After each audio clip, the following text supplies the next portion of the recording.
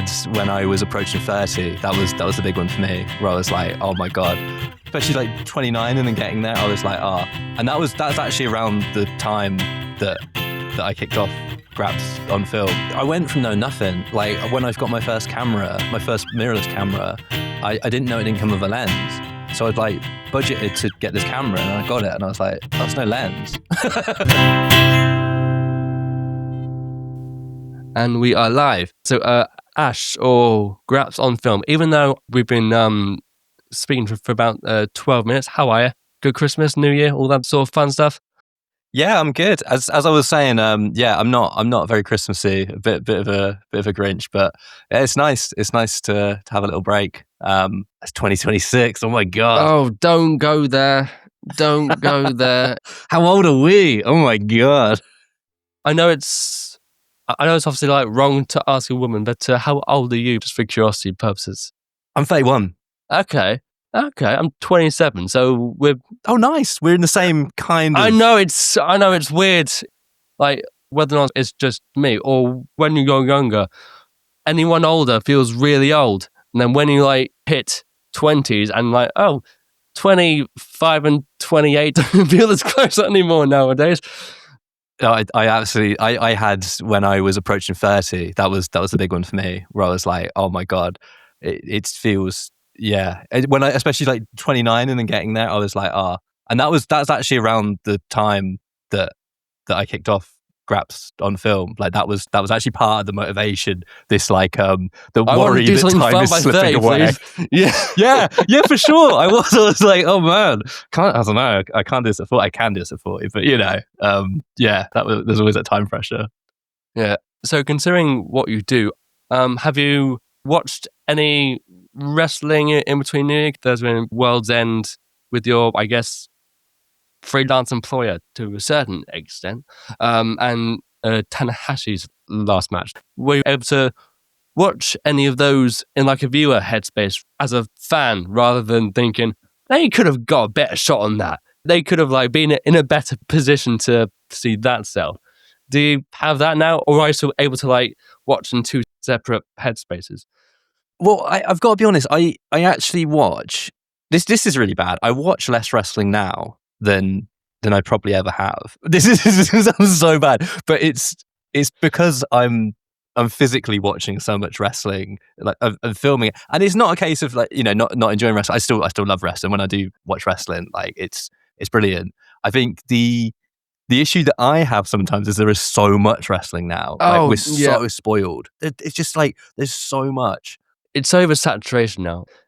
I guess it's a champagne problem to us, isn't it? Exactly. Like there used to be, especially in the UK, there used to be very little on. Whereas now, because of Netflix, you can literally watch everything, and there's almost too much on a nightly basis. Yes, that's it. And back in the day, like it was like difficult. It was difficult to watch WWE. Where you needed Sky Sports, and then it's on at like 2 a.m. Or you just watched it in other ways that weren't as what's the word? Less verified. Yes. And then when TNA like came onto Challenge TV, but I remember that. Yeah. And then that was like huge, and that was like, oh my God. And the wrestling channel as well. Like we used to have the wrestling channel, and there you'd see like bits and pieces. Fight Network, right? Yeah. Then that's it. Then it became the Fight Network, and I thought that was awesome. Like that was great. But now it's like, especially with Netflix, which is these like you say, it's a champagne problem. It's like it's a great thing. But then for me personally, I do find myself, it's like, especially with like bigger events like John Cena's retirement, I do find myself like, okay, I will pick out bits and pieces that I want to see, rather than like sitting down for like every Raw, every SmackDown, every AEW show. I probably should, but there's so much. There's only so many hours in a day. Watching everything would drive me insane, even as like a diehard. So I guess in theory, I should probably say, so Ash, what do you do for a living now? Considering people are like, why are they talking about wrestling all of a sudden? So what do you do? Yeah. So I film professional wrestling as a freelancer. So I'm an independent videographer based in the UK, and then I film the British independent scene. But then I'm also branching out at the moment into the European scene. So I'm doing a lot of French shows and kind of across Europe. So that's what I do full time. Truthfully, there's some sprinkles of non-wrestling work in there too. I still have connections with some of the old companies that I've worked for, and that's something that I'll do more and more. But at the moment, 90% of what I do is pro wrestling, and I'm blessed to say that's what I do for a living. That's what pays the bills. And I pinch myself, and I think it is a weird one, because it's like when I do try to describe what I do day to day, like there is no day to day. Like it's so varied, and it's easy to describe when there's an event, because essentially I'll go to a wrestling event, I will film what I call cinematic pro wrestling content. So it's geared towards what will be most impactful for that promotion, social media. The highlight reels sort of thing. That's it, yeah. So highlight reels are like they're like the core. That's how I describe it. It's like that's like the main service that I provide for promotion. So they'll get a cinematic, hyped, bespoke highlights package that is reflective of that event, of that promotion. So that's reflective of things like the feeling of the event. The feeling of the promotion. You've got some promotions that are a little bit more gritty, a little bit more aggressive. Others that might be a bit more artsy, or more aimed at non-wrestling fans. So it's taking all that into consideration. So that's the core, and then from that, there'll also be all of these moments that happen on the show. So I'll then aim to extract those, and that might take the form of reels, carousels. That's the main thing that I'll provide for like wrestling events. And then outside of that, I'll also provide services to individual wrestlers. I call them content shoots. The proudest one that I've done, I'm proud of all of them, but the absolute proudest one is the content shoot, the promo that I shot for Sapphire Reed ahead of a match with Mercedes Moné. And that must have been quite dude, it was awesome. It was awesome. Yeah. It was it nearly killed me. And it's like through suspense or nerves, or just like Sasha, yeah. for God's sake. Genuinely, usually I'm really good, and we're all colleagues, we're all professionals. Yeah. Everyone's has to do their job naturally, but I gotta say, Mercedes Moné was the one person, fan guy. I didn't even anticipate it. I approached her at the event as soon as she arrived, which might not have been very pleasant for her, jet lagged. And then my dorky butt is like, "Hey, I've got this idea. We're going to rain money over you." But she was super cool. But she was very much like, maybe we can do it. And I was like, cool. That's absolutely fair enough. But it was the first time that I felt starstruck and tongue-tied and like a massive dork. But I was like, hey, it just hit me. I was like, this is Mercedes Moné, formerly Sasha Banks. So it's like, it just all hit me. I was like, oh, the NXT match with Bayley. Suddenly it just went through my head, and I was just like, oh man, sweaty palms. That was 11 years ago, by the way. Jeez. That's I know, that's right? a good way to make us feel old. Yeah, very much so. I've been unfortunate never to meet wrestlers live, but I think the weirdest thing that I've experienced was so I remember going to see All Out London? Oh yeah. A couple of years back, that literally every wrestling fan and his wife went to go, and Will Ospreay was on that versus Jericho. And I remember my dad taking me to my first wrestling show in Bournemouth, close to where I live, and I'm almost certain a very young Will Ospreay was on that very show. That's crazy. I'm almost certain.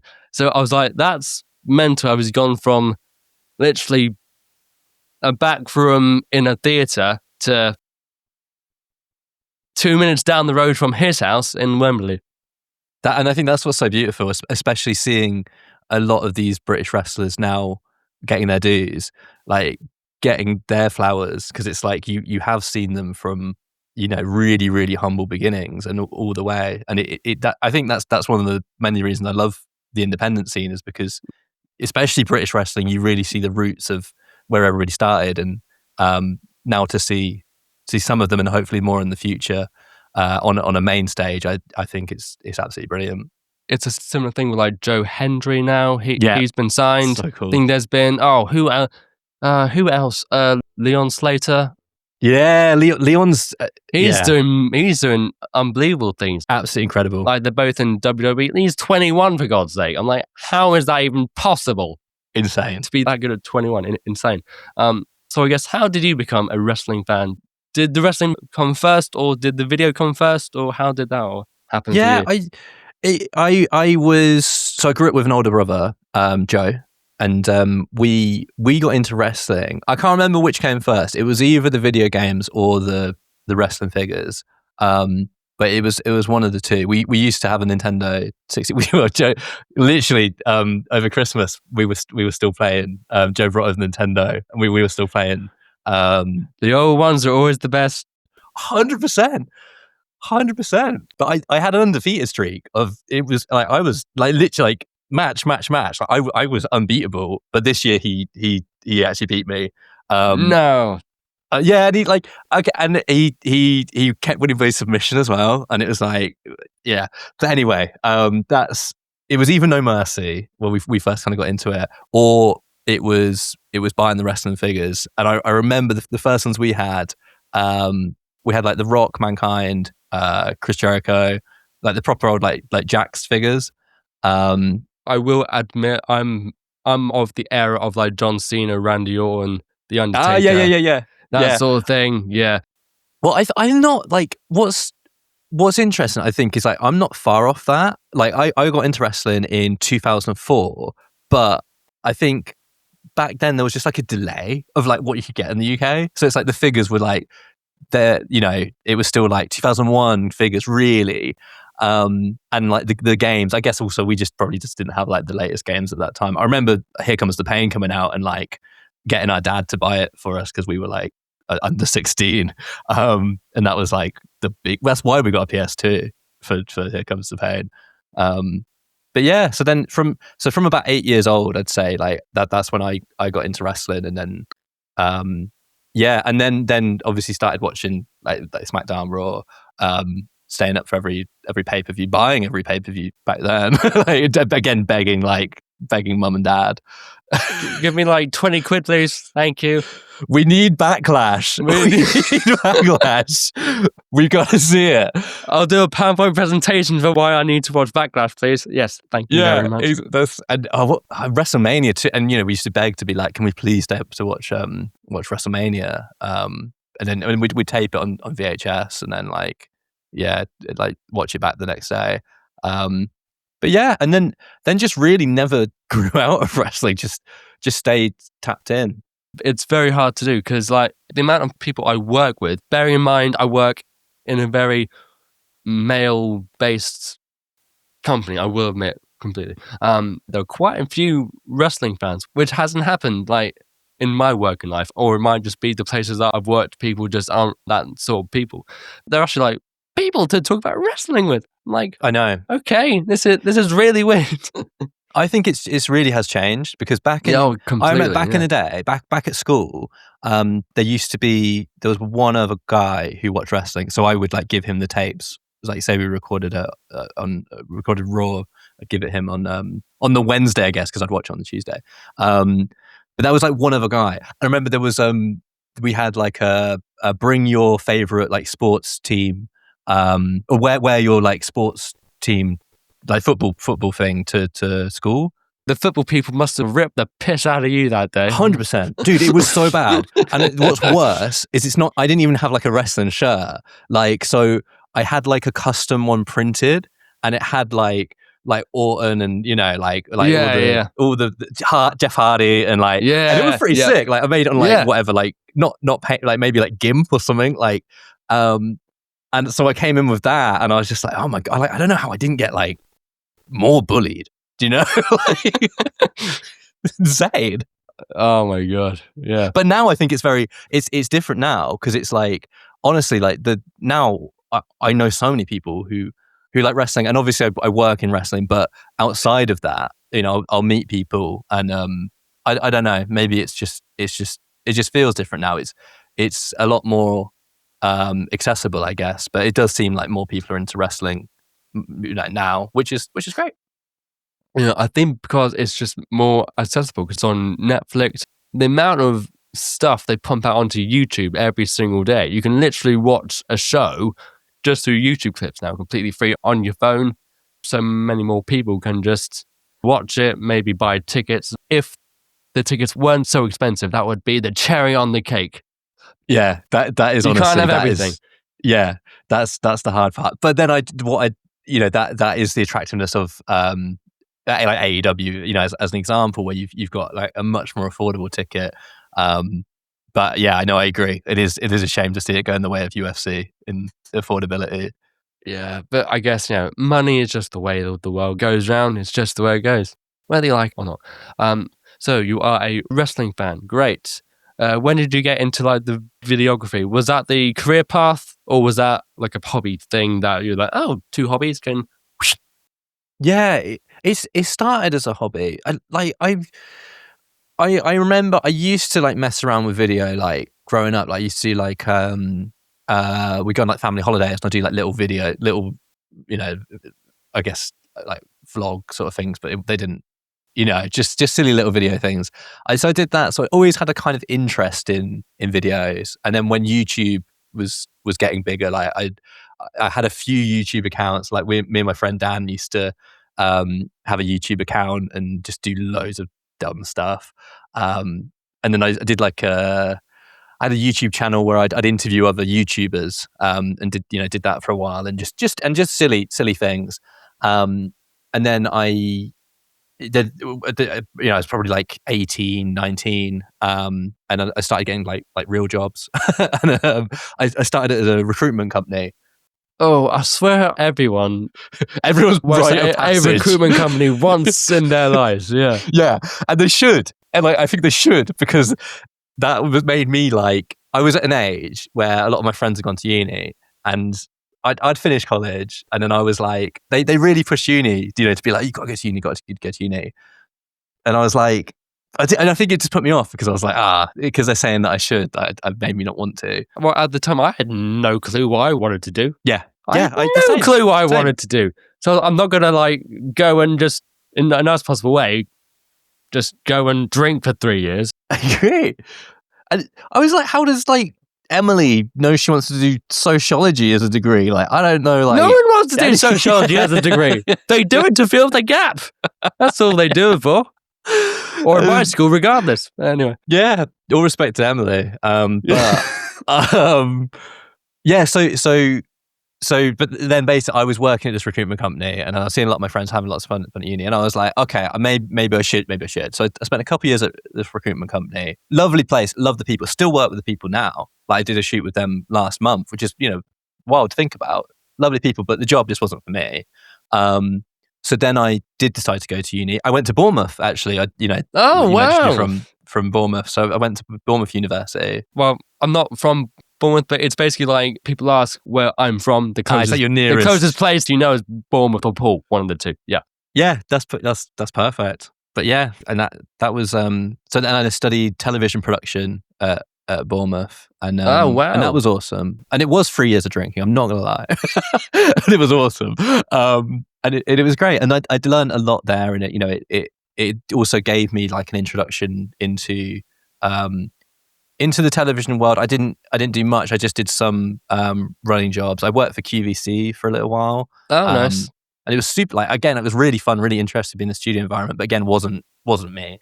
And then from there, I did a little bit of freelancing, and then I found a job in a company near to where I live now. And then I basically spent the next 7 years working there.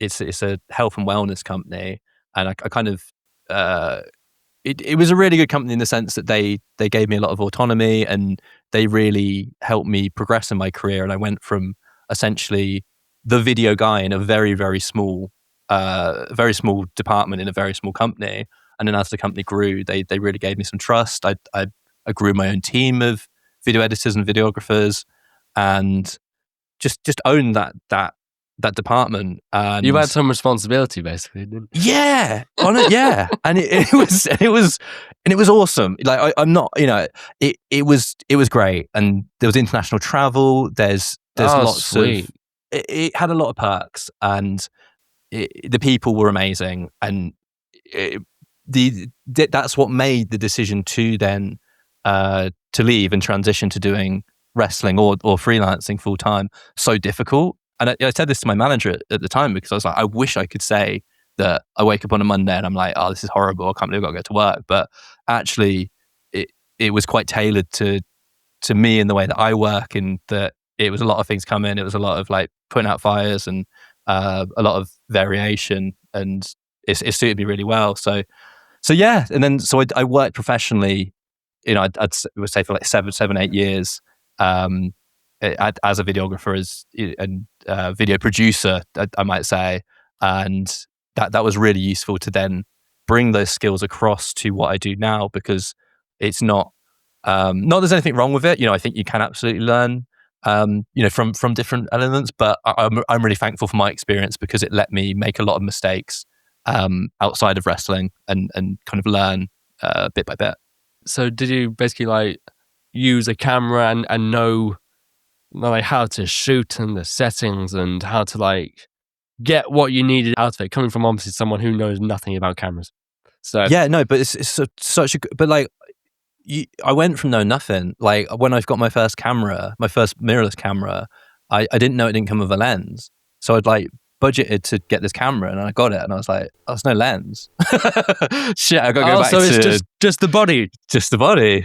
And I was like, that's how little I knew. And I was just like, shit, I need to get a lens. So I'm like Googling like what lens. And it's like, I'm not saying it's like, I think it is easier now, because there's so much more accessible information. But I'm not saying it's like the Stone Ages, but back then it was a little bit more difficult, and you got to be like, yeah. So I went from knowing nothing and making a lot of mistakes, but doing a lot of the hobby side of it, like YouTube and stuff like that, like that. Yeah. That's what was so key, because I could make those mistakes on my own time. Oh, yeah. And, Even like with me doing this, like the past year, the amount of little tweaks that you like figure out the best way to do something, which then makes it easier in the long run, how to like create proxies that are slightly small, and it'll help edit stuff, or figure out different like presets for templates and subtitling. And it's amazing how just like literally learning on the job is the way to do a lot of stuff, is to make the mistakes as you're doing it, and then you can also then see like, God, that was terrible back then. Yeah. But like, I'm not as bad now. You like see the evolution of how you've actually learned, which is exactly quite cool. Quite cool. Yeah, so I guess, how did wrestling and the camera stuff come together? Did you like just go to a wrestling show and just put a camera up? How did it all happen? Yes, it's a really good question. It's so it goes back to when I was about 16, maybe younger. My dad used to take me and my brother to our local wrestling show in Banbury. It's a promotion called Bauer, and we'd go like every month, and it is like a very quaint indie. It's a very local indie, but we were like Indie, yeah. it was the indie, but it was awesome. And it was like, I would have been probably like 50, maybe 14, 15. And like, I was super invested. Like I'd make like custom wrestling figures of like the characters, and yeah, it was awesome. So my dad would take me there every month. And then basically I wanted to start training. I was like, I want to become a wrestler. So when I turned 16, I started to train at Bauer, and I trained for probably like a year or two, and then and that was awesome. Like that was like, it was just such a good time. Like the people that I met, the opportunities we got to do as well. Like we had a couple opportunities to ring crew for Dragon Gate and Noah when they came across, and that was like nice. wild to me. And yeah, so essentially, I trained there, and then I did some shows like, as a wrestler, and then I did some shows refereeing as well. And Oh wow, okay. it was great. Like I loved it. I sucked. Like I was not good, but like it was. That punch did not connect, by the way. Yeah, yeah. It was like, but I loved it, and I was like, this is the coolest thing. And then Bauer sadly closed down, and from there was like another promotion that came about, and I did a little bit of work with them, but essentially the next step for me would have been to like adventure outside of that, but I didn't. I was probably like 18 at this point, and like life kind of took over, so I left my wrestling boots behind, but I always had this like itch. I was always like, oh man, I really enjoyed that. Like I'd love to go back to that one day, and it bothered me for like I guess like 10 years. Like I was like, oh, I'd love to do it, and I still I was obviously still into wrestling. I was still going to wrestling shows as a fan in indie wrestling shows, and then when I guess I was like 28, like around that kind of time, maybe a little bit later. But I was basically like, I'm gonna revisit wrestling training. So I one of the people that I used to train with in Banbury was now like co-owner and involved with running a promotion in Birmingham called Kamikaze Pro. So I started to train there at Kamikaze Pro. I trained for like two sessions, and literally I was like, this isn't for me. I was like, as soon as I was like bumping again, and I was like, oh man, like I was like, this is really hard. But I was like, God, this is such a cool thing. Like I want to be involved in some way. And I at that point I spent these years building up a career as a videographer. So I spoke to Laurie, the guy that I knew through Banbury and through Kamikaze Pro. I said, can I start making some videos for you? He said, yeah. And they basically took a chance on me, and then I began filming their shows. And then that's what I do. That was my main kind of promotion to start with. And they also gave me the opportunity to just experiment a bit, so that's where I first started doing like highlight videos. It was for them, and like smaller like match highlight videos as well and things like that. So yeah, that was kind of my start, and then from there I branched out to other promotions and kind of built bit by bit. But yeah, and it was super useful to have that background, to have trained in wrestling. Yeah, like there's a lot of applicable crossover skills. Yeah, absolutely. Yeah, a big crossover. Just things like match structure, or just like knowing the lingo, or even just like, although I did it on such a smaller scale for such a small amount of time than the wrestlers that I film now, but just to kind of have that insight into that world, I think it is really helpful, and it still helps me to this day. As far as I'm aware, the camera guys that you see on TV know where they need to be. They're earpieced in so they can figure out where they needed to be. I guess when you started, you probably didn't have that. And you were like running from ring to ring to try and figure out, okay, he's diving onto there, so I probably need to run all the way over to there. Yeah.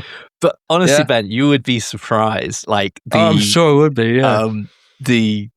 That does happen. That does, and should. And obviously, especially when it comes to like WWE and AEW and larger promotions, they will, get a kind of heads up to, like a not voice to ruin the magic.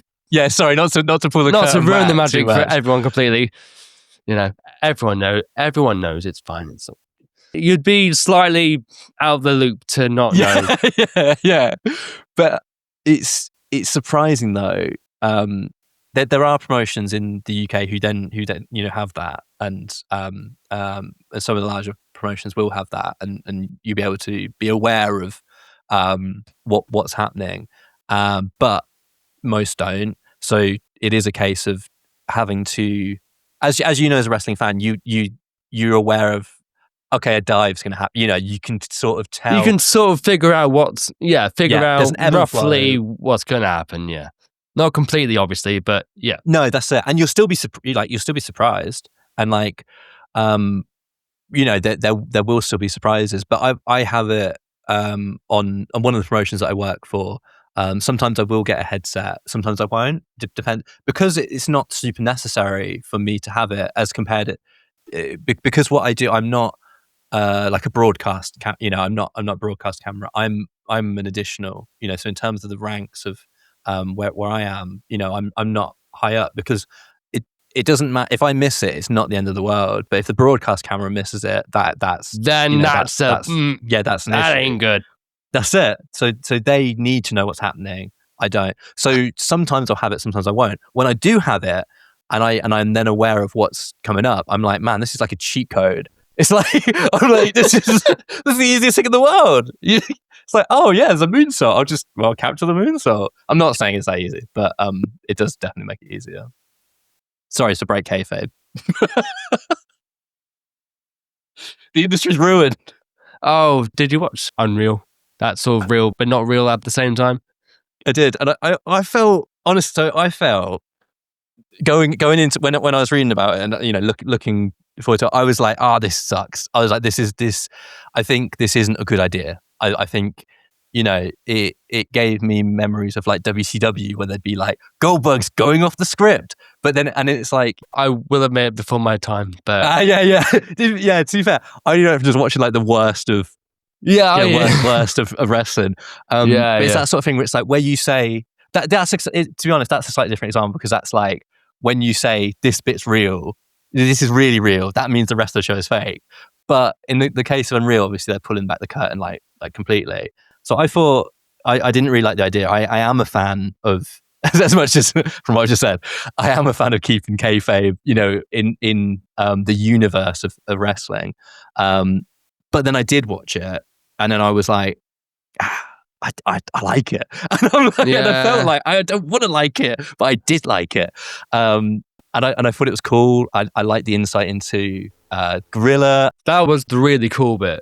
We've seen backstage with like documentaries and obviously interviews they do, but it's very rare that we see the Gorilla bit in action when there's a producer saying X, Y, and Z. I thought that was really cool, and then having to like switch on the fly to get the main bits, I think that was really cool. Obviously, it's sad that to show what happens, but I think as a fan who obviously, who's old enough to know what the deal is, it was just really cool to see. I mean, that's a really good point, because that's where it's almost like I wish it could sit in like a adult section, like a 18 plus section that like 8-year-old me couldn't access, that 8-year-old me couldn't see, and that couldn't ruin the magic for me. But the fact that it's like it's next to SmackDown, essentially, you could that's what makes me a bit like, if would I want to see this as a kid? Like, I don't think I would, or I would, but it would ruin the magic. And I'm like, I don't know. So I'm not sure. I feel like these things I don't know. But I did enjoy it. So, that's all that matters, isn't it? Yeah. You enjoyed it. Oh my God. You mentioned how your niche is like the cinematic highlight reel, similar to how you figure out what you want to capture and that sort of thing. How did you come across the cinematic style that you do, rather than just like filming it like a normal person? Yeah, no, no, it's a really good question. And what the way that I approached it, initially when I was looking to kind of branch out, because I'd started filming in like what I say like a broadcast style, like that's what I'd started as. So when I started with Grapsonfilm, it was like just over three years ago, and I was filming full shows. So I'd have like a hard cam, and then I'd be ringside. So that would be what I would provide. And I did that for maybe like 2 years, and I just found there was a ceiling to that, because there were some things that I wasn't a fan of. There's not a lot of creativity in that. and a lot of my friends do that, and like I respect them massively, and they do it way better than I did. But it's like there's just, for me, I was like, I wanted more creativity and to be able to like express myself through the content, and that restricted that. Selfishly as well, from a social media aspect, there's not that much that you can actually advertise and put out, because a lot of these shows are filmed for the promotion that then go behind a paywall. So you can't true. really be like, hey, here's this 3-hour show I filmed. Because you can't, like, because they've kind of blocked it off. So you don't have much to show at the end of the day. And I want to show off and be like, look at this cool stuff I've made. So that's where I started to produce like match highlights initially, and be like, oh, look at this. And then, so I'd still film the full show, but then I just do like match highlights, and then that would get some traction on social media. And I was like, there's something there. And then gradually I then switched to just doing that, and to being like, that's what I provide. This is my niche. And no one was doing that in the UK at that time. To be honest, I think, granted, Instagram is very big, but also very small. Because I'm pretty sure, I don't think I've seen anyone on the platform do what you do. There's a few similar videographers who now do a kind of similar thing to me, and that's brilliant, because I think it's and I'm friends with them all. We're not trying to kill each other. Sometimes we are, but it's like you want that friendly competition as well. Oh yeah, to make yourself do better. Yeah, totally. And it's and we will like speak to each other about that and be like, yeah, and I'll see what other people do and I'll be like, damn, that's cool. But the biggest key to success that I found when I transitioned from doing these broadcast shows to then these cinematic content, all of my life lessons have come from wrestling. So there was, when Eric Bischoff he started Nitro, he was, he said, I'm going to look at what WWF are doing, and I'm going to do the opposite. I'm going to do something different, because you can't compete with them, but you can be different. It's like AEW 2.0, isn't it? Like, do everything opposite to what they do, apart from employ loads of ex-WWE guys. Yes, but do something different. Yes. Do it. And for me, that was the core, because then it's like, then you're not having to compete with all these people. You're in your own lane. Yeah, you're in your own lane. So that's what I've always believed in, and that's what I still like. I notice periods where I'm stagnant almost, and I'm like, oh, I could do with like changing my content, and then I will, and I'll continue to, and I've got like a stupid amount of ideas of things that I'd like to implement, this year and moving forward, for exactly that reason, because I don't even want to be the highlights person. I don't want to be the cinematic content person. I want to be something else, and what exactly that is, like, I'm like, that's still to be defined. But that was always the biggest thing for me. It was be different, and you're going to automatically stand out. As a cameraman, you need to be in the right place at the right time when capturing entrances, matches, key moments, all that sort of thing. When on shows that you're very much on your own, how do you, I guess, figure out where you need to be to capture what you want to capture in weird and wonderful places, in positions on backs away, so you don't get kicked or hit with a pyro? Yeah. And I'd be lying to you if I said there weren't some close calls with all of those things, I think. I can only imagine, with two human boulders in a squared circle, yeah. Honestly, and it's a lot of it's trial and error, and it's getting used to what you think is going to happen at least during a match. But the biggest thing for me, and this is one of the biggest lessons that I noticed early on, is you want to get a variety of shots and shot types and angles, and especially when you're, when you do cut together a highlights reel. A highlights reel now, I'm aiming for like 30 to 40 seconds, and then you break that down over 6 matches or more, then you've only got a few seconds to actually showcase this match.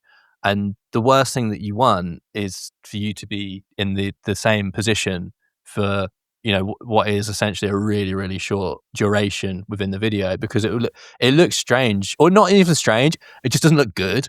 And then, but what looks great is if you've got a close up, and then you've got a shot from the balcony, and then you've got a shot from the entrance stage, and but they're all core moments and great moves and impactful.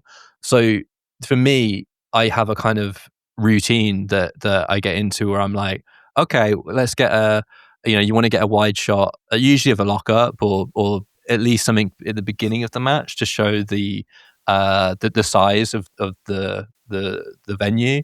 You want to get a close up on maybe like a high impact, like a slap or a forearm or just a strike.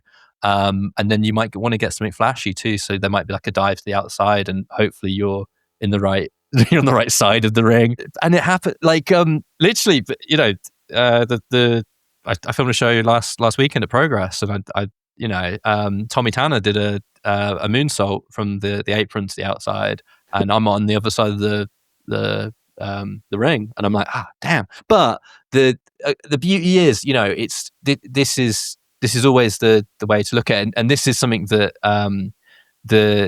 I recently worked for AEW, and they were very helpful in what they said, because essentially they were like, I was working with a team of videographers, and we were all capturing similar content, and they essentially said, if you miss a spot, you miss a moment, don't sweat it, because there was 4 of us, and then said, and if somehow all 4 of you missed that, well, there's 8 broadcast cameras or however many. So it's not always the end of the world if you do miss it, but for me it's just important to take that risk to get that variety of shots, which can be difficult, because you as one person, you were literally moving. You might go ringside to the balcony, say in the Electric Ballroom for Progress. That cost you maybe 30 seconds. Like, and I'm relatively quick, but I'm not that quick. And you've got to go through it. And the fans hate me, I'm sure, because I've got to, sorry, to sort of squeeze through. Massive camera coming through. Yeah, that's it. I'm like, gotta get the shot, and it's also that balance too, because I actually, that's a genuine worry that I have, and I should have, because I would hate to impact someone else's viewing experience, and it has happened. I'm not not anything big, but it will happen. But I try to be as conscientious as I can, because I've also been the fan and am the fan. So. But yeah, it's just a lot of movement, and a lot of thought about the edit as well, like having that editor's mentality to be like, will I kick myself if I stay in this spot, even though it's comfortable. Once you've kind of got one move from one angle, I do tend to like to move about. As the highlight reel, I guess there's no way to be involved if a wrestler gets whipped into something and you're there, because that's for the broadcast cameras to be literally on the ring side in the action, that sort of thing. See, if it were me, I'd love to accidentally be punched off the ring apron, even just once, like just to say come on, you're a semi-professional, you've done the training. I've had ideas of things that I want to have happen to me, and I won't say them in case I am able to do it. And I'm not like, nothing like major, but it's like I don't mind, and I don't mind if that happens. I don't mind. I love it. Yeah. I had filmed for a promotion called TNT up in Liverpool, and they put on a lot of death matches, and so I filmed a lot of death matches. I think I've seen some of your stuff with glass and like light tubes. Yeah, light tubes. That's the one I was thinking of. Yes, I love it, man. And I've spoke to the guys who like put together the weapons and things, and they've got like a dedicated team basically to do this, and you're like, it's cool. They need one. They need a dedicated team for that stuff. Yeah. But I've had it where a light tube, if it was a light tube stack, and I can't remember the move, but someone slammed someone from the top rope into the light tube stack, and then one of the light tubes it fell, and then I'm there shooting ringside, and the light tube then like boom, and I wear protective goggles, and I wear I wear gloves. I look dumb, but I'm like, nah, I'm not. No, I want my sight, please. Yeah, it's. I would really recommend it if anyone wants to film death matches. But even with the gloves, the light tube like cut through my little finger, and then I was just like, I could feel it like instantly, and I was like looking down. I was like, I could see this pool of blood like forming in my glove, and I was like, shit. It was the main event, so I was like, oh, okay, it's cool. We can. As for the drama, I guess. Yeah, that's it. I was like, but I felt like such a wimp because then I go backstage afterwards, and they've got like a dedicated medic, and I'm there in the medic's room getting like they're like they're like gluing my little finger back together. But there's like Drew Parker who's like head to toe. Oh wow, he's like he's been through some shit. Yeah, and I'm there like, like that's my big. He's done some GCW, hasn't he? So death matches are just like a normal weekend for him, quite frankly. He's insane, insane, but just so the discrepancy between that. But yeah, so I've had like, and I've just a very like minor things. I don't think a wrestler. I've had like a wrestler's boot, maybe like hit the camera and like minor things, but nothing crazy. But sometimes I do tempt fate a bit, and when there are dives, I worked a show in France for Cal a few weeks ago, and they have a really good like ringside team who, when there are dives, they'll protect the crowd. And they were very much pulling me back when there was I think it was the Corey Zero's moonsault. She did a moonsault from the top turnbuckle to the outside, and they were very much like pulling me back. But I was like, no, we gotta get it, brother. We gotta get it.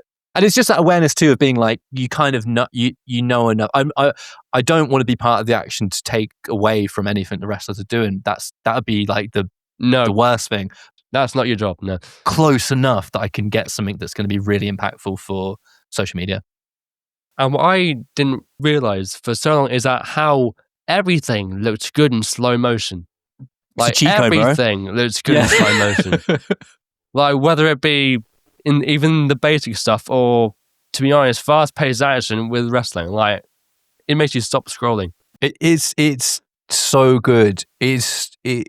And it is literally a cheat code. And what's nice as well, little like it because I shoot everything 100 FPS or 120 FPS.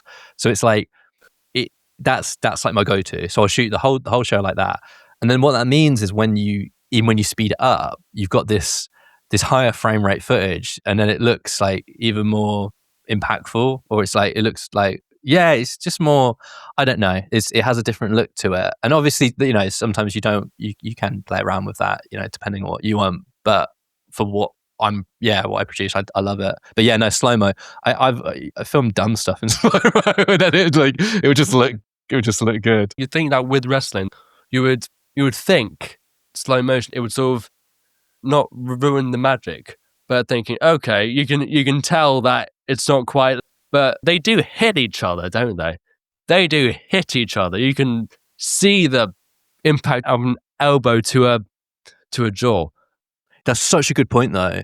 Or someone getting drilled with a J driller, as he did. Yeah, you're so right though. And sometimes it's not that the connection of the move isn't there, but it's honestly it's down to the way it's shot. Sometimes, so I've shot like what is a perfectly executed move, but then it lacks that impact because of the way that I've filmed it. Essentially, it's down to me, and whether that be because it's slow motion, or what's more likely, it's the actual movement of the camera.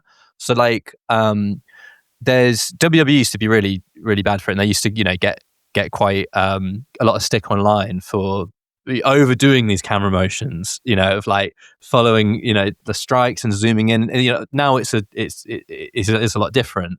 It's changed a little bit. It's changed. Yeah. However, I am guilty of that, but the reason is because sometimes you do want to add in a little bit of shake, a little bit of movement, so that when you do have that move happen, you subconsciously conveying to the viewer to be like, oh wow, especially in highlights videos. And that's where there's such a big difference between what I shoot and the broadcast style, because I'm intentionally adding camera shake. I'm making shots a bit dirtier. I've got the chance to do Dutch tilts and just like things that you couldn't usually do, and it's like very freeing in the sense of like, I look at, you know, the what is achieved through broadcast filming. It's great, you know, it's stationary, not completely, but you know, their role is to confidently ensure they are capturing the action.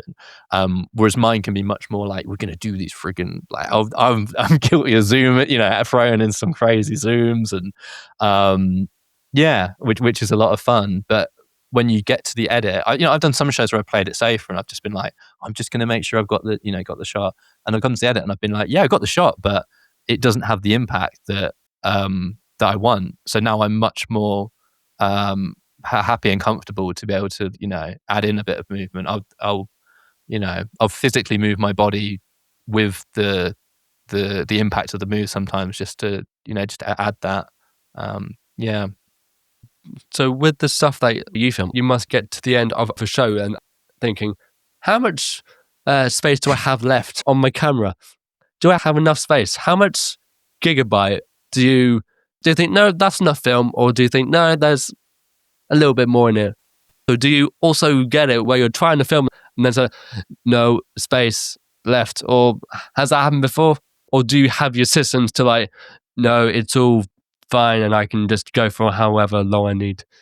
Yeah, now I've got my systems. I have. Yeah. Back in the day, I used to like legit. I've had that where I've had some close calls, and I've like, you know, and you know, been close to it. I don't think I've ever run out, but I have looked. You know, if you have like a duration kind of countdown at the top of how much storage is left, and you're like, how long this match is going to go? Like, oh, I hope they don't Go home now, please. Go home, yeah, go home if possible. But now I've got a decent system. But every show that I film, I capture probably around about 300 gigabytes. Like that's bloody hell. Yeah, okay.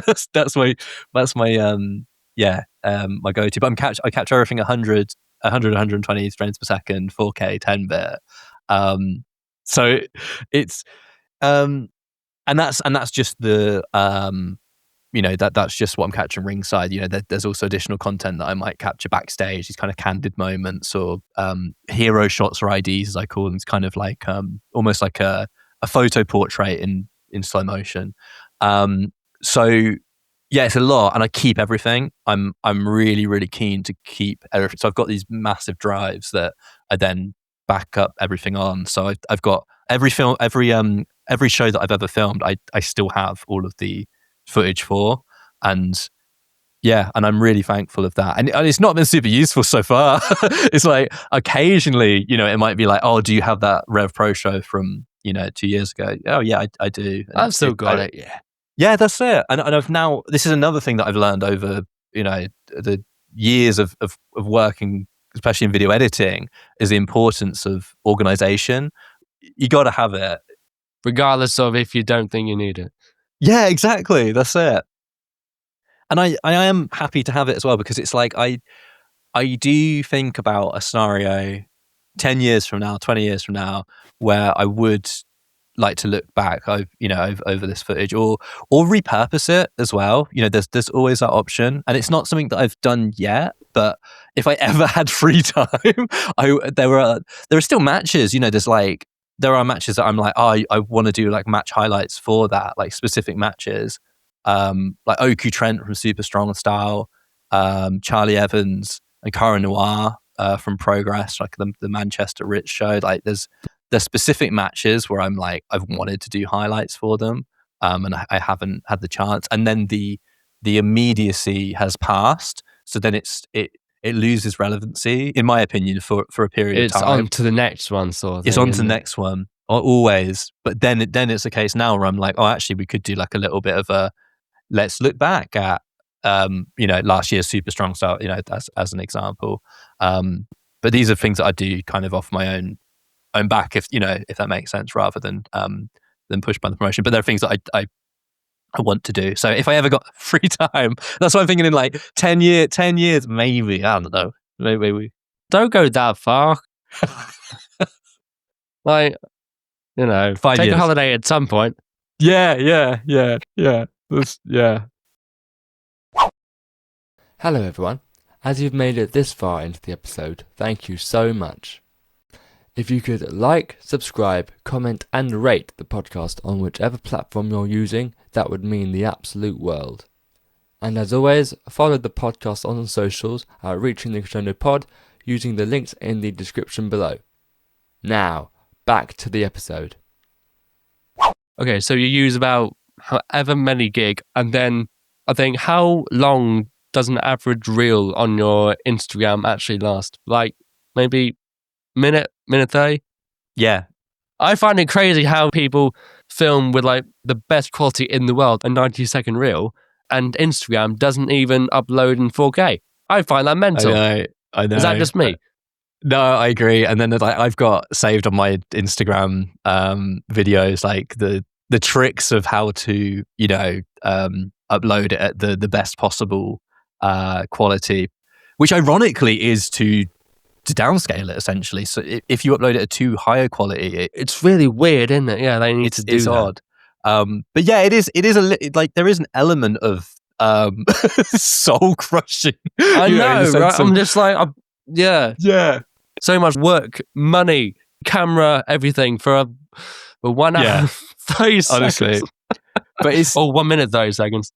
I think it's in terms of the duration, it's like I aim for about 30 seconds. Now, in terms of a highlights video, I aim for about 30 seconds. And I do think I think about my own habits, and like I'm a doom scroller. Like like one of my things for this year is to try and increase my screen time, because it's around 3 hours a day now. So I'm trying to get that down a little bit. I like, honestly, I've had the biggest kind of back and forth of that over the last don't know, like 4 months, where it's like I like to think that's my biggest addiction. Like honestly, Me and Instagram is toxic for sure. Like legitimately, I think it's the one. I think it's becoming like more mainstream now in terms of people's awareness of it. But it's bad, and I think it's the reason that why so many people have such a short attention span now, me included, me especially. Like, and I think about that when I'm scrolling, and I'm like, the amount of time it takes me to scroll to the next video, it's not even a second. It's like it's such a small amount. So then I do think about my content, and there is always that thing where it's like I think it's hard, because I think some content I put out there, and I'm aware that there's like no social media trickery to it. I'm not trying to like capture attention, or I'm not doing anything. There's nothing crazy happening in the first second. There's not. But it sometimes the match or the wrestler or whatever, like I want to showcase them in a way that doesn't kind of devalue them, I guess. So sometimes I don't care as much. Other times when I'm doing things, I'm doing more vlog content, and there's different styles of content that I do now. Like I can be a little bit experimental with it and be like, does that work? But no, it is tricky. But then it's also a case of like some of the reels that do capture my attention, I will watch for like 2 or 3 minutes if the quality is there. And not in terms of even the camera quality. Sometimes the camera quality and the edit quality, but it's the quality of the content. And I think that's always. That's what it comes down to. That's what I'm a believer in.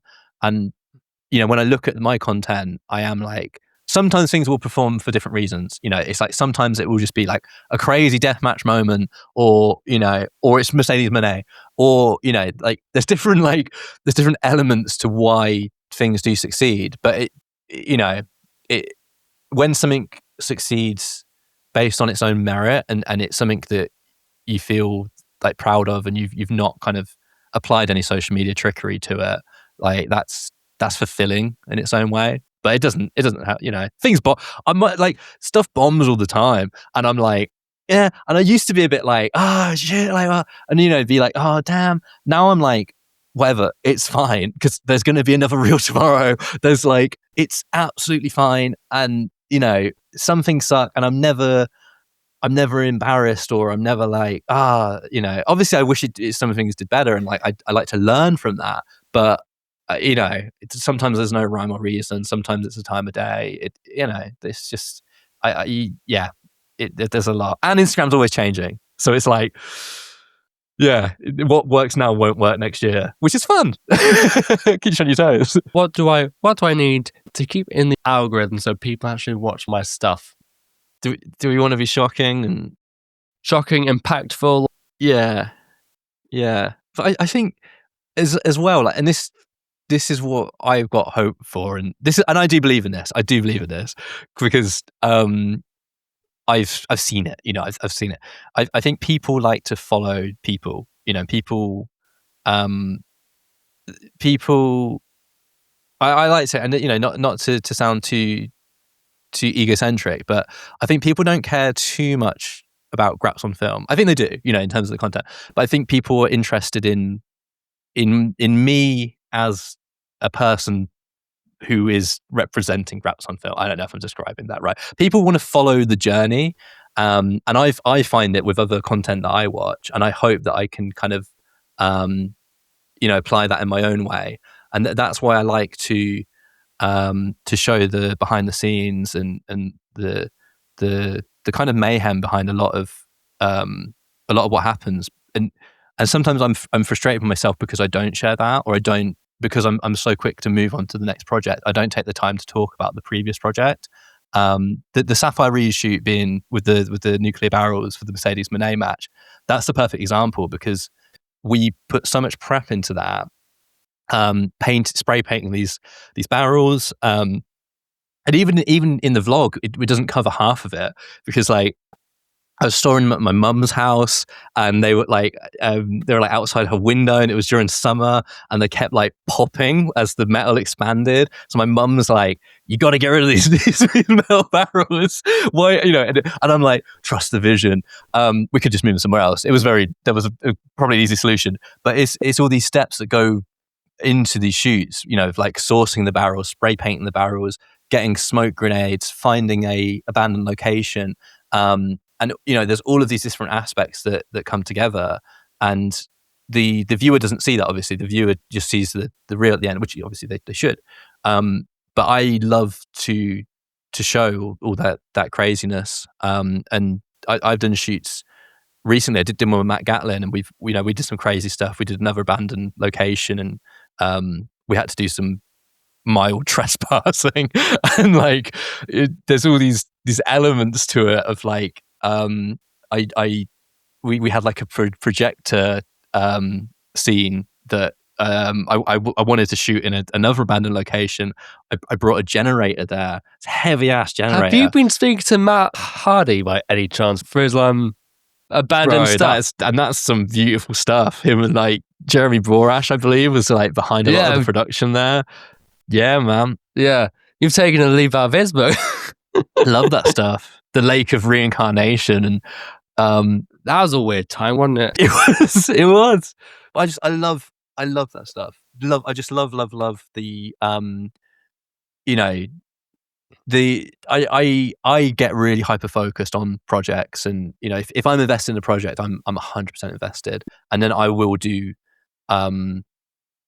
just like nutty stuff, or like or make sure that we go to the end of the world and back to create the absolute best outcome for that wrestler, for that piece, or whatever it might be, and I like to share that, and I think people are interested in it. I hope they are, and if they're not, like, at least they find it funny. If it's like, just dumb stuff, like the Mercedes Monet, the money thing, that was just like cutting out a load of money, and just a lot of effort that goes into things that may or may not pay off. And when they do pay off, awesome. And when they don't, oh well, we had fun. Yeah. Though it must feel cool when on a reel it then says like Grapsonfilm, then and Mercedes progress. Or that must be mental. You must sort of be used to it by now. But these accounts have a big old following. I love it, dude. I love it. Normal, but also quite cool at the same time. Yeah, and honestly, it's still, for me, I still get the like buzz, and it's also Oh the my aspect of like, yeah, for real, especially like the first, yeah, it is, and it's cool, and especially when it's a lot of like, you begin to work with like bigger and bigger wrestlers. There is this element where it's like they might not want to collab for whatever reason as well. It's not, obviously they're not like, I get the same thing. I'm always grateful if they can, because obviously it puts this in front of eyes. But sometimes I just, I'll repost it. Yeah, sure. Yeah, no problem at all. Their account still acknowledges it in some way. That's good yeah, enough for me. it's still good. But when they do, it's like, yeah. Like, I remember a former guest of mine. This is before I was just like collab and that sort of thing. When a guest had 10,000 followers, this was before video and everything. I was like, okay, this is what following can like. I'm like, okay, this is new. So, so yeah, I'm just like, oh, this is what can happen. It's awesome. It's insane. Yeah. I still experience it like in the real world setting as well. The first time that I was at a progress show, and they Jack and Al, the kind of guys behind the creative team, they put together a lot of these video packages, and they had an intro package for the show, and I saw my footage used for the first time, and I was sat ringside, and it was just the coolest thing. I say sat, like literally, I'm crouched like a little elf, and but it was the coolest thing. I was just like, literally got goosebumps, because I was like, this is just such a, I don't know, like, yeah, it's just wild, and I still find that, like, and whether that's progress or like, Rev Pro, or or else, what, seeing AEW use my footage recently, that's dude, that's like that's the whole, The like, second biggest promotion in the world, Yeah. right there. I was just like, that's when I started. That was always like a unachievable dream. If any, I was like, that would be nuts if that happened. And then gradually it's kind of become like, oh, I had colleagues who'd worked for AEW, and I was like, oh, I'd love to. I tried to work for when they were last here for Forbidden Door, Yeah. and then Last that August, wasn't yeah. possible. But then Oh. I was there watching. I've been there watching every time, and kind of having that itch and that feeling to be like, oh, I'd love to be, to be there. So then to be able to work with them for this tour was just absolutely surreal. Like, so friggin' cool. And I was just glad that they actually used, because I was also there like, okay, maybe I work for them, and maybe more stuff sucks and they don't like it and they never hire me again. I just tick off the bucket list. But when I hopefully, it was of value for them. So that's good. That's what you want, right? Yes, very much so. So you did a job in a similar realm at the same time. Was that healthy? Did you manage it? Was it a case of not sleeping? Yeah. Did you manage it in relative health? Yeah. No. Truthfully, I didn't. But like, it was necessary. Like, I think that's the best like description that I can give it. It was Unfortunately, necessary. Like, a lot of the time, yeah, it is necessary. When I started GRAPS, I was working a full-time job. So there was this, initially it's just this fun thing that your colleague does at the weekend. That's initially what it is, and it's like, oh, that's kind of quirky, different, whatever. And then to be honest, like, for the first probably like 2 years, that's all it was. And when I was doing more of the broadcast filming style, but then when I began leaning more into the cinematic style, Yeah. stuff started to pick up, and it becomes, there was opportunities just kept coming, and my work and my manager especially, he was so supportive of what I did, and it was really flexible in terms of me coming to him and saying, look, I've got a wrestling show next week, could I have next Friday off? And he was really flexible with that, but it got to a point, the worst it was, I was working over 100 hours a week, I would do my 9 to 5 job, and I was managing a team as well, as I mentioned earlier, with like the international travel aspect of it. It was an intensive job, so it was doing that 9 to 5 and then immediately then editing content that the wrestling content till the early hours of the morning, then going to my job, doing my job. Then the weekend comes, I'm driving up and down the country to shoot shows, and then like rinse and repeat. And like I've never, like, people talk about burnout, and like I've always heard about burnout, but like doing that was the first time I experienced burnout, which is truthfully like close to depression. It's like you can't, you're just so overwhelmed with everything that you can't, you can't function. And so it wasn't good. It sucked, and it was difficult because I'm trying to maintain both lives, and there's also not that certainty. It's not as if wrestling is saying to me, quit your job because everything's going to work out. Like, you don't know that at that point. So it's like, you don't, and I still don't now. It's like, it's still like, it's month Rather to month. you than me, dude. Yeah. It's like, you still don't know. Though you're trying. That's more than most people can say that. Yeah. I mean, I wouldn't change a thing. Even if it doesn't work out for whatever reason, at least you can say you've tried. Totally. As hard as you possibly can, yeah. No regrets, all that sort of thing. That's it. And I think that's essentially things just kept picking up. They kept picking up, and it got to a point where I just had to make a decision because I couldn't maintain these two lives. The camel's back was being broken officially, and it was hard because it was just really difficult because it was a good job, it paid well, and there was essentially there was career. It was a job for life, if that's what I wanted. I was going to say, if it's what you wanted, then great. Totally. Yeah. And I almost wish, it's like, if I don't know, it's almost like if that was later, like if I was having but that's just not how life works. So yeah, I just had to make the decision eventually. And initially, I spoke to my work about doing part-time, and that was kind of like the initial conversation that we had. But then truthfully, even looking at that, I think I was looking at something like 3 days a week. Maybe it was 2 days a week, but I think it was 3 days a week still. And I was like, actually, I just don't think that's gonna it's like a drop in the ocean in reality.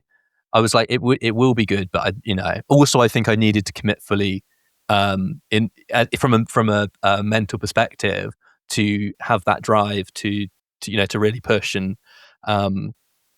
And yeah, so but it was a really difficult decision. I would never speak badly about my old employer because they were just so supportive. They're still supportive now, and they see this, through Instagram, through social media, like they see this now crazy life that I'm living, and that's, and I take so much pride in that as well, because I'm like, it is cool, and it's different, and I'm also not going to be like it. I'm a real believer in this. Like, I don't think there's not always like a right and a wrong decision. Like, there's just a decision, and then it's what you make of that decision. That's ultimately what might make it a right decision. I could have quit, and then I could have been like, oh, but I'm just going to do like one show a month, and I'm not really like that into this. And then that's the wrong decision, because I will have made it the wrong decision. But you just got to deal with the decisions that you made in the best way. That's my life advice, and that's what you got to do. Because and I'm happy that I have, but it's, truthfully, this is also the first time that I've been like fully self-employed. So there's also the different elements that come along with that, both positive and negative. Like I love time freedom. Though the tax stuff is...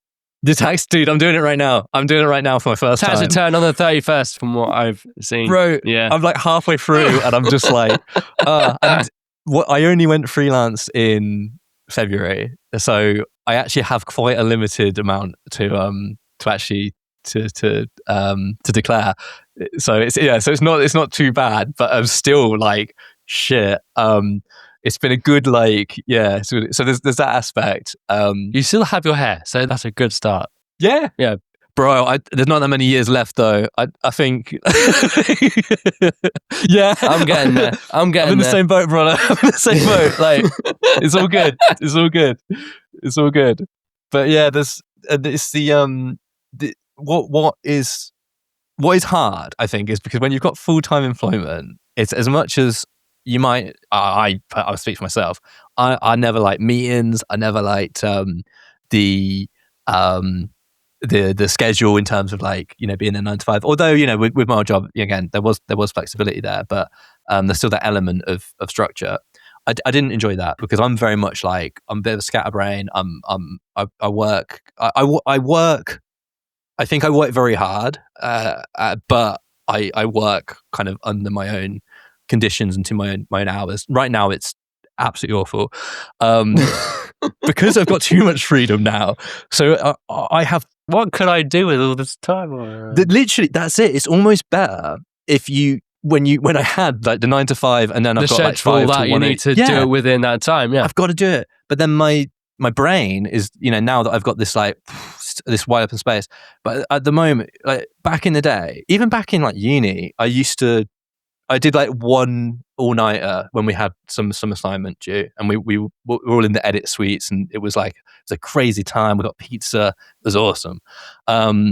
Now I will regularly do all-nighters. Like I was up till 6 a.m. like 2 days ago. Like I have the most disgusting sleep hygiene that I've ever known anyone have. I will literally just like, I don't know, it's bad. I will work really weird hours. So how much sleep are you currently? I don't know. Because this is the issue, because it's like I'll wake up and I don't know what time of the day. Yeah, I don't know what yesterday is, because yesterday no longer becomes yesterday. And we've had Christmas where no one knows what day of the week is. I do, because I've had to work. So yeah, but that's the only time I felt kind of like we're all in it together, was during that like Christmas New Year's period, where I was like, yeah, like this is how I feel all the time. But it's there's an element of it where it's like, it's because this is partially my excuse. When I shoot an event, it will be like I will want to edit some of the footage to get social media content out as quickly as possible. So there's that element. So I'm like, you're up till stupid o'clock after an event, aren't you? So yeah, and they finish at around 10:30, 11ish normally. That's it, and kind of depends promotion to promotion. But then you also got to factor in your drive home, or your travel home. So it's like, then so I'm probably back home usually, like it depends, 12 to 1. Progress is way nicer. Progress do like a nice afternoon show. Yeah, so it's decent. Then you edit until like, I don't know, like 4 a.m, something dumb. Then I'll wake up late, and then it kind of like, it just spirals. It just spirals. So yeah, I don't know. But so that's what, I don't know, it depends on your perspective, but like it's just one of those things where it's like, I do sometimes miss the structure of full-time employment, because it would force me to get up. Yeah, but I have to like, yeah, but I don't know. But there's a lot, and it's the isolation as well, like legit, like that sucks, because it's, I miss going into an office and speaking to people and having that human interaction that you just don't get when we work alone. Like, yeah, you don't. I'd love to have like a shared studio. Like, it's like advertisement. If anyone wants to do a shared studio, we're gonna make it really nice, like a warehouse thing, and like 2 creatives kind of like, dude, that would be like sick. Well, they do exist. Like there's like WeWork spaces. Yeah, I've done some, yeah. And there's a place near me called Foundry, which is basically like a similar sort of thing, where people have the structure of going to an office, doing their day, and then come back, which helps with families and all that sort of thing. So yeah, it's worth it's down the line. I did that for a bit. I went to one in Manchester for a little while. I went to Manchester recently, actually, after AEW with that intention.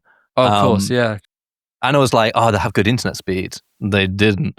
So that sucks. But they have like free nuts and like those dried banana slices and free coffee. So I was like, hey, it's worth £40 somehow.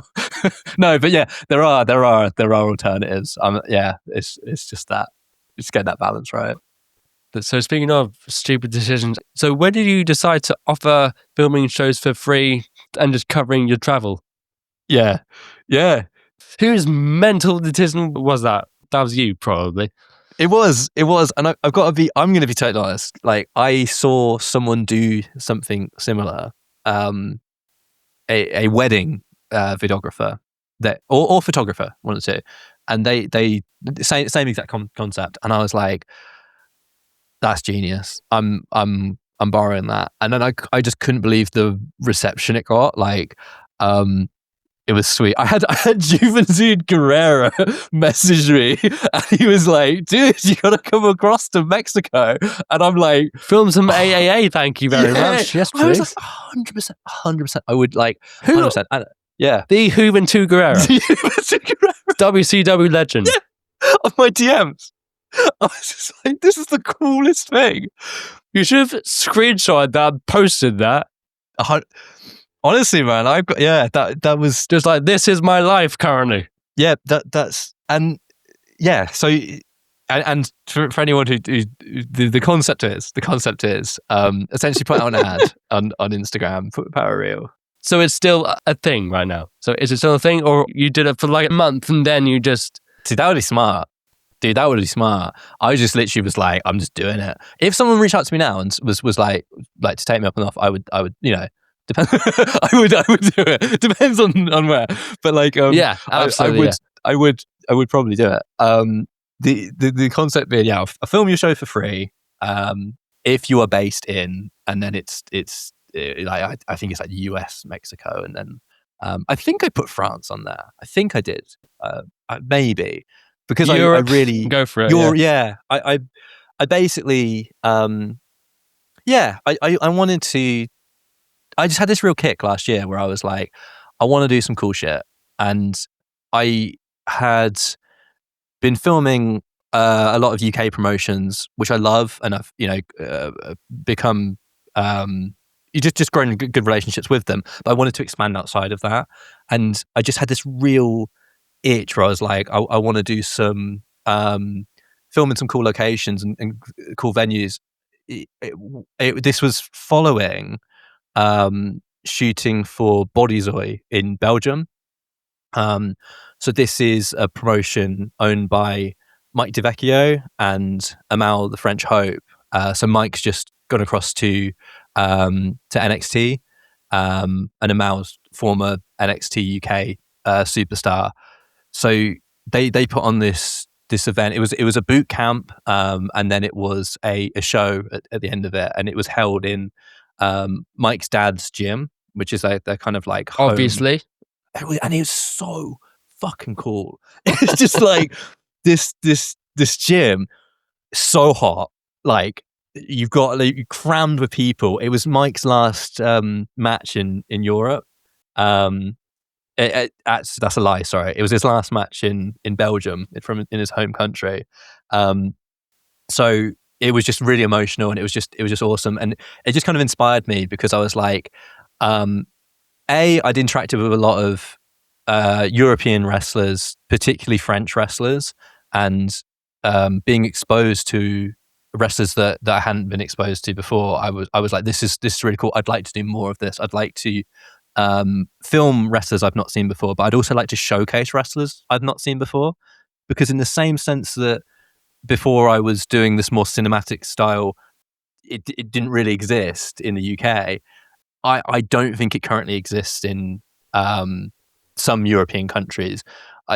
In Germany, like they've got a good, really, really, really high video production, but I would love to bring my unique style to France, and to some of these other countries. So that was the reason behind it. And then I did get a lot that helped me then like essentially work for Cal in France for BZW. I'm working APC on this Saturday, and it's all based around that.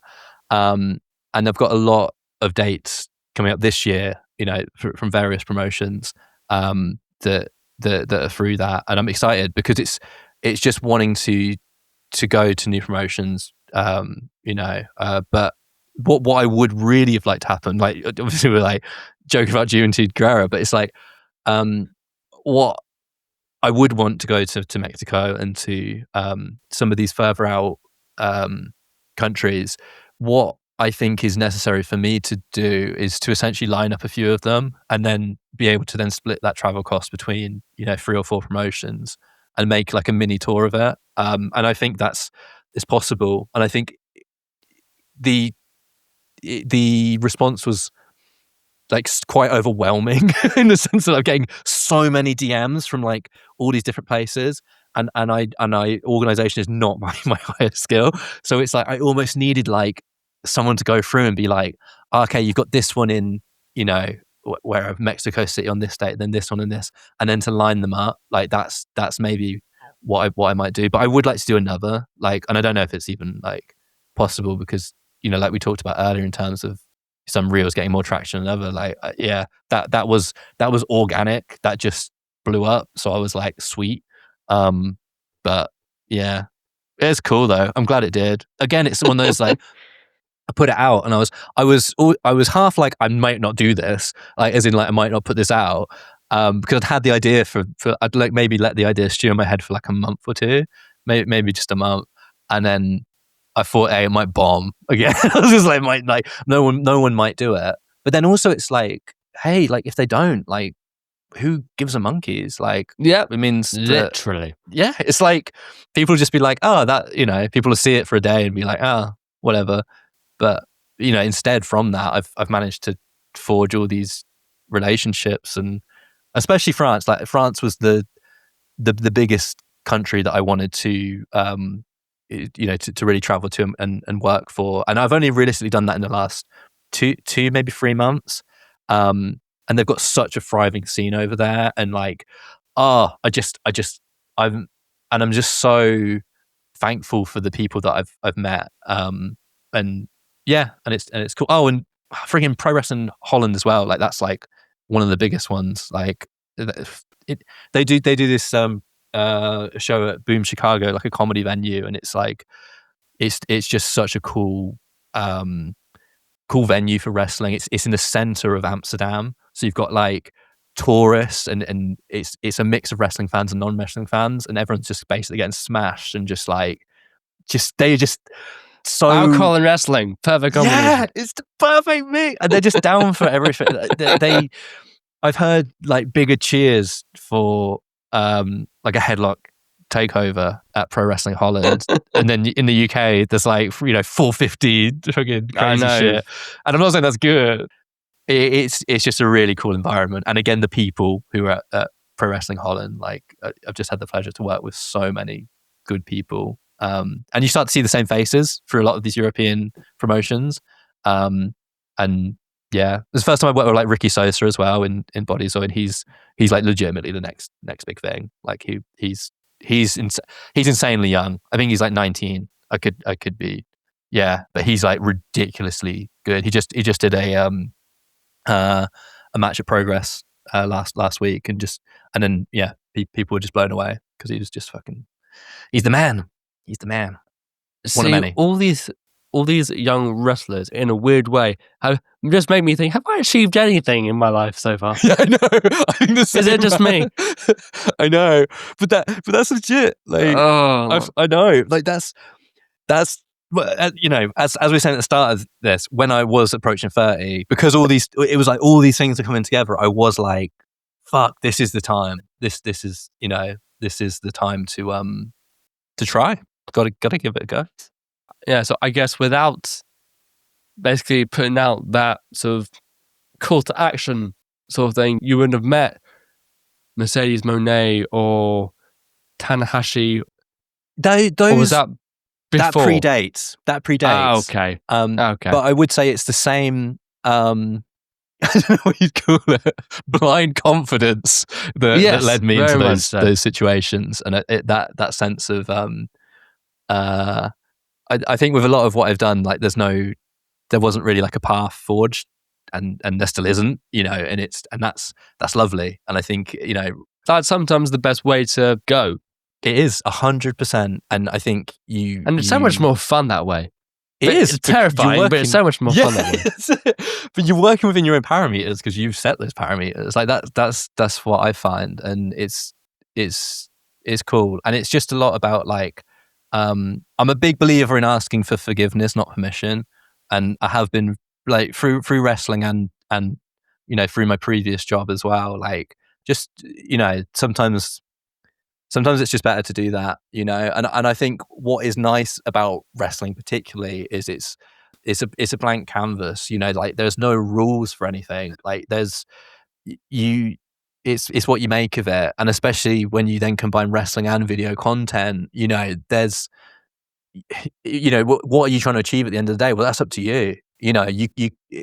It's your call, and I don't know, and I think it's just there's opportunities there, and I'm grateful because companies like RevPro, Progress, etc. Like they book these talent, like Mercedes Monet, and you then granted the opportunity to to work with them and to build that relationship and collaborate with them.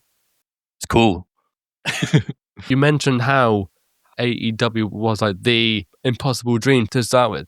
Now that you've been there, done that, take that up, been there, done that, yeah, literally easy.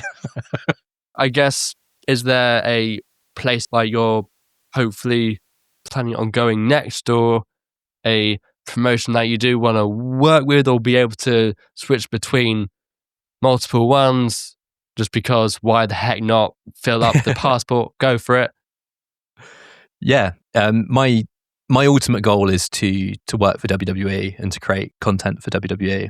I thought that would be the obvious one, yes. Because in theory, they probably travel less than you do at the moment. Yeah, well, at least like I said, I'm trying to build myself up for that travel at least. But yeah, that's the goal. Like I want to create content for WWE, and that's where I'm pushing towards, and hopefully the efforts and the work that I am doing now will push me towards that goal. Like I don't know if I'm a believer in manifestation or but it doesn't hurt.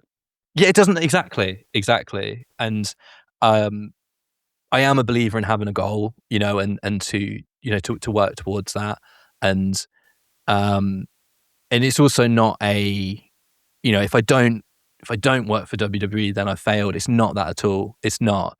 But that is where I want to get to, and by aiming towards that, shooting towards that star, I think along the way, the experiences that I will have and have had already, like that's so affirming to me. That's so fulfilling. But yeah, that's the ultimate goal, is to eventually work for WWE. On a sort of side thing, now, as I said, I don't know much about cameras and stuff. Though, how much tech do you actually have? Yeah. Is it a room, a shelf, like a bag? It's a pretty. I find this quite exciting. Okay. Basically, I'll give you the. I don't know how. No, I'll just give you the short story. I've got a garage. I've got a garage. Take a picture of it, and I can do you and a screenshot, and then then go from there. Because this garage is disgusting, and I was actually living in the garage, like literally or tech wise. Literally.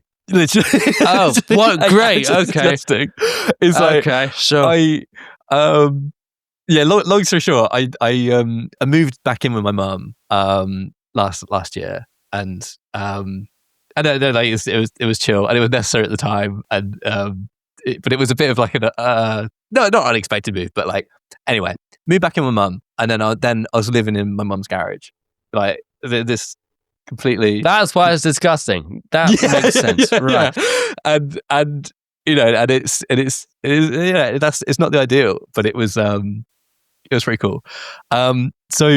So I lived there for a little while, and that was chill. My mum no longer lives here. Like she doesn't live here. So now I'm here on my own. Now I've got full access to the house. It's beautiful. Could not recommend it more. However, so I've got the garage still. It's still got my bed in there and like a bunch of crap. The plan, the big project for January 2026 is converting the garage into like a studio, and that's where it's a man cave. Just admit it's a man cave, baby. I'm so excited.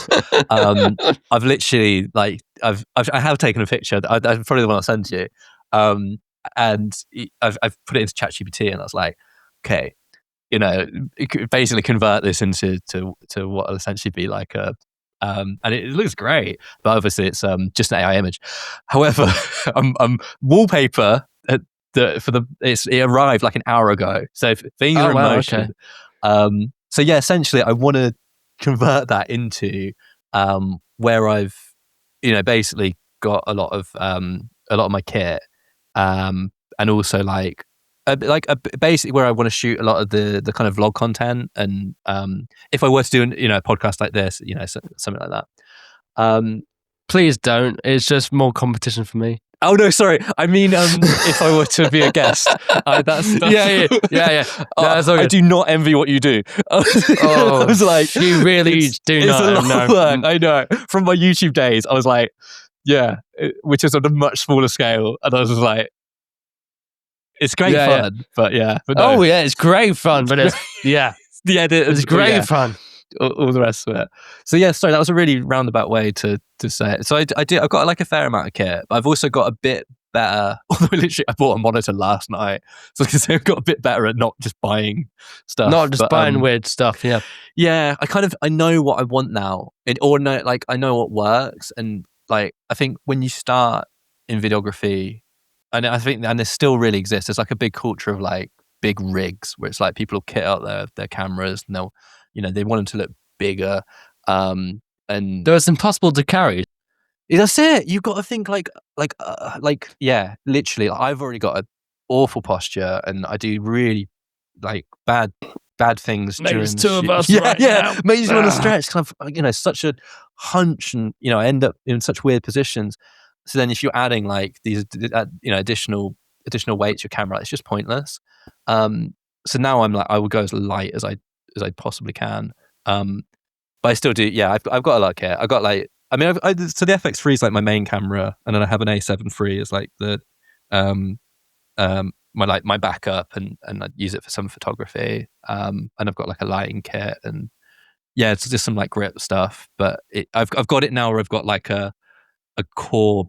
I have a little backpack, and I love it. It's all like segmented, and it's so I have like a core kind of kit that I'll bring, with a variety of lenses, and then I'll have like a lighting kit that I'll bring along. But yeah, no, it's a decent, like I'm happy with my kit now. There's nothing like other than this monitor that's I just ordered. There's nothing like too major. And how much was that? It wasn't that bad. It was like ridiculous. It was like it's coming from China. Like I had the choice of like it was either like 220, and so like genuinely, this is actually like a really cheap monitor. It's like okay, it's 220 or like 140. Hertz or price? Price. Cool. Yeah. It's honestly just double checking because I've got like other good monitors, but like I want basically a big fat monitor so that I can just like literally just see if shit's in focus. This is like my true videography skills are coming out now. I'm just like, that's all I want. So I was literally just like, I just want something cheap and big, and I'm like, and that's what I've got. No disrespect to what I'm ordering. I won't mention that. Yeah. It's sure it's great. I'm sure it's really good. Yeah, it's fine. Yeah. But yeah, no, it's decent. But I think another cheat code is like that you kind of pick up on the more you do videography, and the more you do, especially like commercial stuff, is renting equipment and like I can understand that. Just it's surprisingly affordable to rent. I'm doing a shoot with Simon Miller in a couple of days, and for that, Oh, we've nice. rented some. What culture fame? Yeah.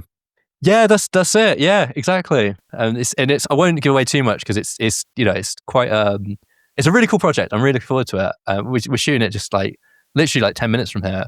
But for that, I've rented some kit in addition to my main camera. But yeah, that's kind of I think it's like knowing what you want or what you can work with. I think is that's the big thing. Cool. But yeah, I'll give you an update on the garage. With like renting kit, I guess you need to know what you actually need. That's probably the best thing. Then obviously it's cheaper than buying like a $3,000 camera just for X, Y, and Z. $3,000 seems to be fairly standard for a camera nowadays.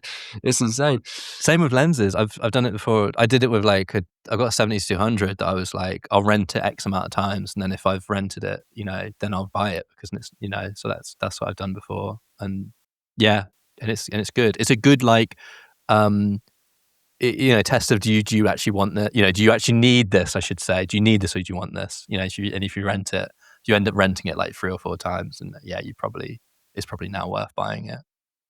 So somehow we are at the beginning of 2026.